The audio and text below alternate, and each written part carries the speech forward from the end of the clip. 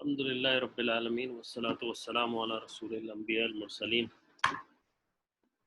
اللهم ربنا ظلمنا انفسنا وان لم تغفر لنا وترحمنا لنكونن من الخاسرين اللهم ربنا آتنا في الدنيا حسنة وفي الآخرة حسنة وقنا عذاب النار رب اجعل لي مقيم الصلاة ومن ذريتي ربنا وتقبل دعاء ربنا اغفر لي ولوالدي وللمؤمنين يوم يقوم الحساب۔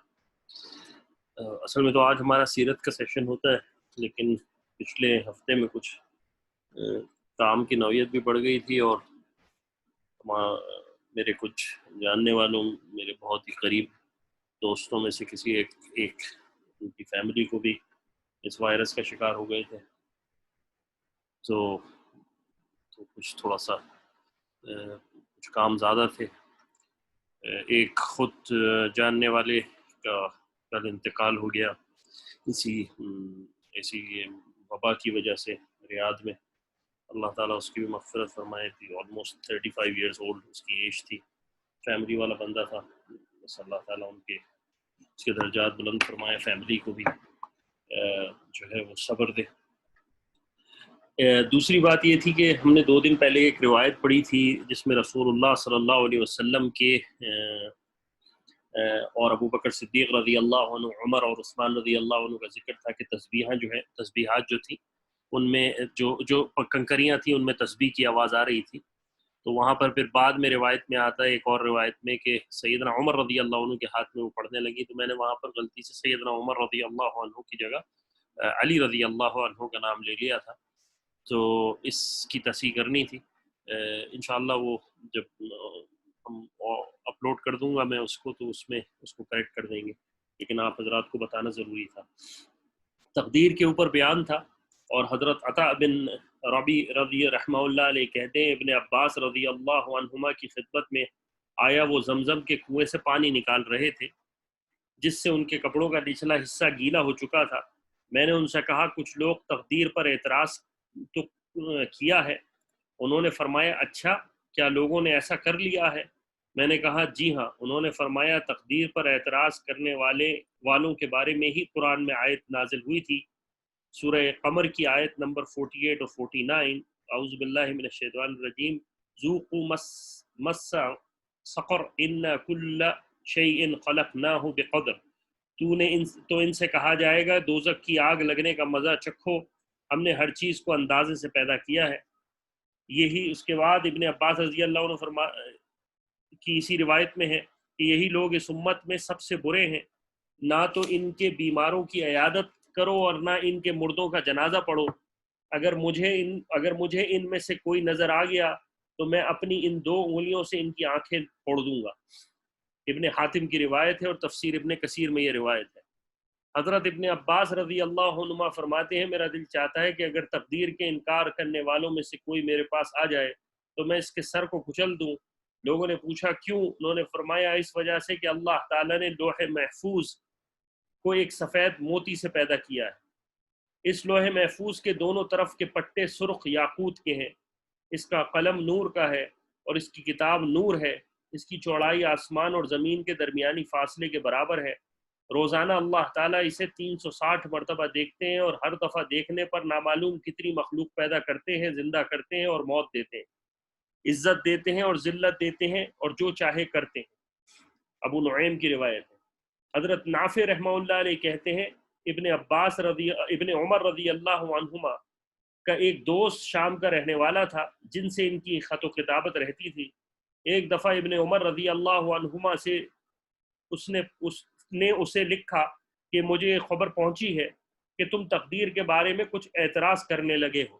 یعنی ابن عمر رضی اللہ عنہ نے انہیں خط لکھا اور کہا کہ مجھے خبر پہنچی ہے کہ تم تقدیر کے بارے میں اعتراض کرنے لگے ہو، خبردار آئندہ مجھے خط نہ لکھنا، کیونکہ میں نے رسول اللہ صلی اللہ علیہ وسلم کو یہ فرماتے سنا ہے کہ میری امت میں ایسے لوگ پیدا ہوں گے جو تقدیر کو جھٹلائیں گے۔ احمد اور داؤد کی روایت ہے، ابو داؤد کی روایت ہے۔ حضرت نزال بن صبر رحمہ اللہ علیہ کہتے ہیں ایک آدمی نے سیدنا علی رضی اللہ عنہ سے عرض کیا امیر المومنین، یہاں کچھ لوگ ایسے ہیں جو یہ کہتے ہیں کہ جو کام آئندہ ہونے والا ہے اس کا پتہ اللہ کو اس وقت چلتا ہے جب وہ کام ہو جاتا ہے۔ سیدنا علی رضی اللہ عنہ نے فرمایا ان کی مائیں ان کو گم کریں، یعنی وہ مر جائیں، یہ لوگ یہ بات کہاں سے کر رہے ہیں؟ تو لوگوں نے بتایا وہ قرآن کی اس آیت سے بات نکالتے ہیں، سورہ محمد کی آیت، اور ہم ضرور تم سب کے اعمال کی آزمائش کریں گے تاکہ ہم ان لوگوں کو معلوم کر لیں جو تم میں جہاد کرنے والے ہیں اور جو ثابت قدم رہنے والے ہیں، اور تاکہ تمہاری حالتوں کو جانچ لیں۔ اور اس کے بارے میں یوں کہتے ہیں کہ اللہ کو معلوم نہیں، آزمانے سے اللہ کو معلوم ہوگا، نعوذ باللہ من ذالک۔ حضرت علی رضی اللہ عنہ نے فرمایا جو علم حاصل نہ کرے وہ ہلاک ہو جائے۔ پھر سیدنا علی رضی اللہ عنہ ممبر پر تشریف فرما ہوئے اور اللہ کی حمد و ثنا کے بعد فرمایا، اے لوگوں، علم حاصل کرو اور اس پر عمل کرو، اور وہ علم دوسروں کو سکھاؤ، اور جسے اللہ کی کتاب میں کوئی بات سمجھ نہ آئے وہ مجھ سے پوچھ لے۔ یعنی ہر انسان اللہ کی کتاب کو، علم کو اگر خود ہی اپنے طور پر استنباط کرنے لگے گا تو اس کا کیا حشر ہوگا۔ تو سیدنا علی رضی اللہ عنہ نے فرمایا کہ لوگوں، علم حاصل کرو اور اس پر عمل کرو، اور وہ علم دوسروں کو سکھاؤ، جسے اللہ کی کتاب میں کوئی بات سمجھ میں نہ آئے وہ مجھ سے پوچھ لے۔ مجھے یہ پتہ چلا ہے کہ بعض لوگ یہ کہتے ہیں کہ جو آئندہ ہونے والا کام ہے اس کا پتہ اللہ کو اس وقت چلتا ہے جب وہ ہو جاتا ہے، کیونکہ اللہ نے فرمایا ہے لِنَبْلُوَنَّكُمْ حَتَّى نَعْلَمَ الْمُجَاهِدِينَ، اور ہم ضرور تم سے اعمال کی آزمائش کریں گے تاکہ ہم لوگوں کو معلوم کر لیں جو تم میں جہاد کرنے والے ہیں، سورہ محمد کی آیت نمبر 31۔ حالانکہ اللہ کے فرمان ہم معلوم کرنے کا مطلب یہ ہے کہ ہم دیکھ لیں گے کہ جن لوگوں پر جہاد کرنا اور ثابت قدم رہنا فرض کیا گیا یا انہوں نے جہاد کیا، اور میں نے ان کے بارے میں جن مصائب اور حوادث کے آنے کا فیصلہ کیا تھا، کیا انہوں نے اس پر صبر کیا۔ ابن بر کی روایت ہے۔ توکل کے باب میں سیدنا علی رضی اللہ عنہ کا فرمان ہے کہ زمین پر اس وقت تک کوئی چیز قائم نہیں رہ سکتی جب تک آسمان سے اس کے ہونے کا فیصلہ نہ ہو جائے، اور ہر انسان پر 2 فرشتے مقرر ہیں جو ہر بلا کو اس سے دور کرتے رہتے ہیں اور اس کی حفاظت کرتے ہیں یہاں تک کہ تقدیر کا لکھا فیصلہ آ جائے، اور جب تقدیر کا کوئی فیصلہ آ جاتا ہے تو یہ دونوں فرشتے اس کے اور تقدیر کے درمیان سے ہٹ جاتے ہیں، اور اللہ کی طرف سے میری حفاظت کا بڑا مضبوط انتظام ہے۔ جب میری موت کا وقت آ جائے گا تو وہ انتظام مجھ سے ہٹ جائے گا، اور آدمی کو ایمان کی حلاوت اس وقت تک نہیں مل سکتی جب تک اس کو یہ یقین نہ ہو جائے جو کچھ اچھا یا برا اس کو پہنچا ہے اس سے ٹلنے والا نہیں تھا، اور جو اس سے ٹل گیا وہ اس سے پہنچنے والا نہیں تھا۔ ابو داؤد نے اسے تقدیر میں روایت کیا ہے۔ ابن مسعود رضی اللہ عنہ فرماتے ہیں عمر رضی اللہ عنہ نے ممبر پر بیان کرتے ہوئے یہ اشعار ارشاد فرمائے جس کے معنی ہیں اپنے ساتھ آسانی کا معاملہ کرو اور گھبراؤ مت، کیونکہ تمام کاموں کی تقدیریں اللہ تعالیٰ کی ہتھیلی میں ہیں، اور جس کام کا اللہ نے منع کر دیا وہ تمہارے پاس آ نہیں سکتا، اور جس کے ہونے کا حکم دے دیا وہ ٹل نہیں سکتا۔ یہ تقدیر کا باب اللہ کی فضل و کرم سے آج یہاں پر تقدیر کا باب ختم ہو گیا۔ اس کے بعد پیج نمبر 509 پر دعا میں دونوں ہاتھ اٹھانا اور چہرے پر ہاتھ کو پھیرنا۔ حضرت عمر رضی اللہ عنہ فرماتے ہیں حضور جب دعا فرماتے تو اپنے دونوں ہاتھ اٹھاتے، اور جب دعا سے فارغ ہو جاتے تو دونوں ہاتھ اپنے چہرے پر پھیر لیتے، حاکم کی روایت ہے۔ حضرت عمر رضی اللہ عنہ فرماتے ہیں حضور علیہ الصلوۃ والسلام جب دعا پر ہاتھ اٹھا لیتے تو جب تک انہیں اپنے چہرے پر نہ پھیر لیتے اس وقت تک نہیں نیچے کرتے، حاکم کی روایت ہے اور ترمذی میں بھی ہے۔ حضرت عمر رضی اللہ عنہ فرماتے ہیں میں نے نبی علیہ الصلوۃ والسلام کو الحجار الزیت یعنی مسجد نبوی کے مغرب کا کوئی حصہ ہے، اس مغرب میں کوئی جگہ تھی اس کا نام ہے، تو حضرت عمر رضی اللہ عنہ فرماتے ہیں میں نے رسول اللہ صلی اللہ علیہ وسلم کو احجار الزیت کے پاس دیکھا، آپ علیہ الصلوۃ والسلام دعا مانگ رہے تھے اور آپ کی ہتھیلیاں منہ کی طرف تھیں، جب آپ دعا سے فارغ ہو گئے تو آپ نے ہتھیلیاں اپنے منہ پر پھیر لی۔ عبد الغنی کی روایت ہے۔ اما عائشہ رضی اللہ عنہ فرماتی ہیں حضور علیہ الصلوۃ والسلام دعا میں اتنی دیر ہاتھ اٹھاتے رکھتے کہ میں تھک جاتی، احمد کی روایت ہے۔ عبد الرزاق میں اما عائشہ رضی اللہ عنہا سے اس جیسی روایت منقول ہے، اس میں بھی یہی ہے کہ اللہ کے رسول علیہ الصلوۃ والسلام نے دعا مانگی اللہم انما انا بشر فلا تعذبنی،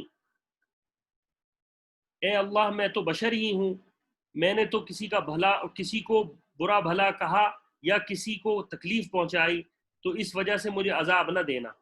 ایک مرتبہ اما عائشہ رضی اللہ عنہ نے دیکھا کہ حضور دونوں ہاتھوں کو اٹھا کر یہ دعا کر رہے ہیں، میں بشر ہی تو ہوں اس لیے مجھے سزا نہ دے، کسی مومن کو میں نے تکلیف دی ہو یا اسے برا بھلا کہا ہو تو اس وجہ سے مجھے سزا نہ دینا۔ بخاری۔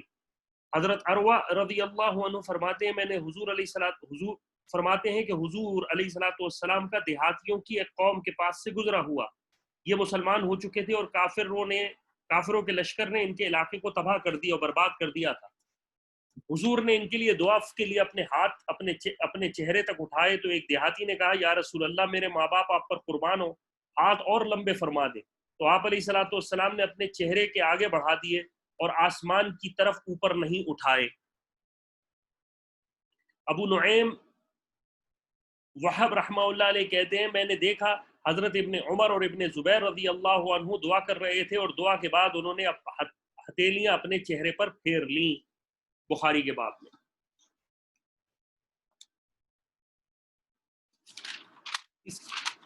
صحابہ رضی اللہ عنہ کا بے جان چیزوں کے باب میں ہے۔ حضرت ابو بختری رحمہ اللہ علیہ کہتے ہیں ایک مرتبہ ابو دردہ رضی اللہ عنہ اپنی ہنڈیا کے نیچے آگ جلا رہے تھے اور حضرت سلمان ان کے ہاں آئے ہوئے تھے۔ ابو دردہ رضی اللہ عنہ نے ہنڈیا میں سے آواز سنی، پھر وہ آواز اونچی ہوئی اور وہ بچے کی طرح تسبیح کی آواز تھی، پھر وہ ہنڈیا نیچے گر پڑی اور الٹی ہو گئی، پھر اپنی جگہ واپس چلی گئی لیکن اس میں کوئی چیز نہ گری۔ ابو دردہ رضی اللہ عنہ پکار کر کہنے لگے اے سلمان عجیب کام دیکھو، ایسا عجیب کام تو نہ آپ نے دیکھا ہوگا نہ آپ کے والد نے دیکھا ہوگا۔ حضرت سلمان رضی اللہ عنہ نے کہا آپ خاموش رہتے تو اللہ تعالیٰ اور بڑی بڑی نشانیاں سنتے۔ ابو نعیم کی روایت ہے یہ بھی۔ حضرت قیس رحمہ اللہ علیہ کہتے ہیں حضرت ابو دردہ رضی اللہ عنہ حضرت سلمان فارسی کو خط لکھتے یا حضرت سلمان فارسی ابو دردہ رضی اللہ عنہ کو خط لکھتے تو پیالے والی نشانیاں ان کو ضرور یاد دلاتے۔ حضرت قیس رحمہ اللہ علیہ کہتے ہیں ہم یہ بیان کیا کرتے کہ یہ دونوں حضرات پیالے میں کھانا کھا رہے تھے تو یہ پیالہ اور پیالے کے اندر کا کھانا دونوں تسبیح پڑھ رہے تھے۔ ابو نعیم۔ حضرت جعفر بن ابی عمران کہتے ہیں ہمیں یہ روایت پہنچی کہ عبداللہ بن عمر بن عاص رضی اللہ عنہما نے ایک مرتبہ آگ کی آواز سنی تو انہوں نے کہا میں بھی، کسی نے پوچھا اے ابن عمر آپ نے یہ کیا کیا، آپ نے یہ کیا کہا؟ انہوں نے کہا اس ذات کی قسم جس کے قبضے میں میری جان ہے، یہ آگ جہنم کی بڑی آگ میں واپس لوٹائے جانے سے پناہ مانگ رہی ہے۔ حضرت جعفر بن ابی عمران کہتے ہیں ہمیں یہ روایت پہنچی کہ عبداللہ بن عمر بن عاص رضی اللہ عنہما نے ایک مرتبہ آگ کی آواز سنی تو انہوں نے کہا میں بھی، کسی نے پوچھا اے ابو عمر آپ نے یہ کیا کہا؟ انہوں نے کہا اس ذات کی قسم جس کے قبضے میں میری جان ہے، یہ آگ جہنم کی آگ میں واپس لوٹائے جانے سے پناہ مانگ رہی ہے۔ تو میں نے جواب دیا، یعنی عبداللہ ابن عمر رضی اللہ عنہ بھی جواب دے رہے ہیں کہ آگ کہہ رہی ہے کہ مجھے جہنم کی آگ میں واپس لوٹائے جانے سے پناہ مانگتی ہوں، تو ابن عمر رضی اللہ عنہ نے فرمایا کہ میں بھی پناہ مانگتا ہوں۔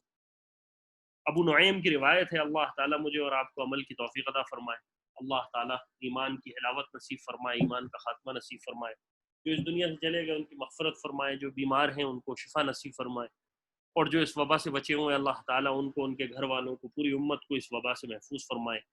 فاللہ خیر حافظ وارحم الراحمین، وصلی اللہ تعالیٰ علی خیر خلقی محمد وعلی آلہ وصحبہ اجمعین برحمتک یا ارحم الراحمین۔